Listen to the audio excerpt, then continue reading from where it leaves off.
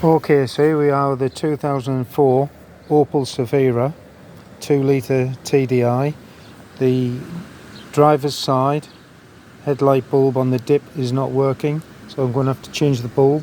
This is a left-hand drive, as I say. It's a Portuguese registered car. To get into the bulb, there's not a lot of room, so what I did initially, I've already had a try, is I disconnected this lead which goes to the side light. It gets it out of the way, makes it much easier to remove the actual bulb holder for the headlight bulb.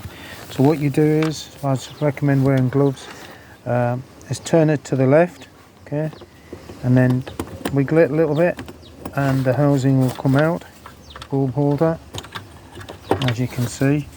So I'm going to remove that bulb because I need to replace it, and then obviously you put it back is the reverse. Offer the bulb in, put this back inside,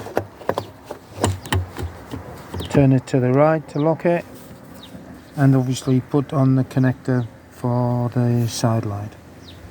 Okay, hope this helps.